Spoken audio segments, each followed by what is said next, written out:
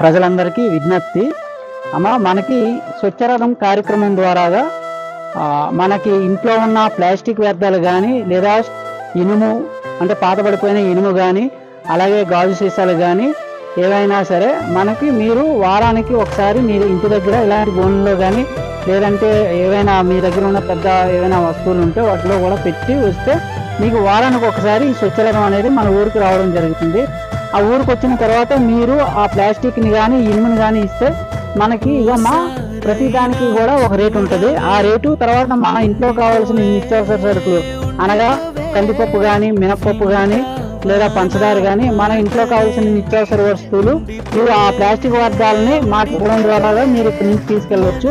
లేదా ఆ ప్లాస్టిక్ వ్యర్థాలకి ఎంతైతే మనం కేజీకి ఇంత అని పెట్టి మనం ఇక్కడ డిస్ప్లే బోర్డులు ఇక్కడ పెట్టుకోవడం జరిగింది.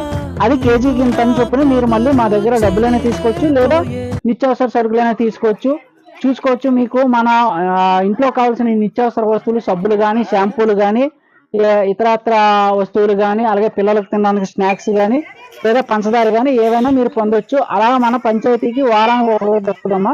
మీరందరూ మీ దగ్గర ఉన్న ప్లాస్టిక్ వ్యర్థాలను ఎక్కడ పడితే అక్కడ పడేయకుండా మీరు ఆ ప్లాస్టిక్ వ్యర్థాలని మన స్వచ్ఛరథం వచ్చిన రోజు మీరు తెచ్చి ఇవ్వగలిగితే మీకు మన ఊర్లో కూడా ఊరంతా పరిశుభ్రంగా ఉంటుంది. ప్లస్ మీకు ఆ ప్లాస్టిక్ వ్యర్థాలను అమ్మడం ద్వారా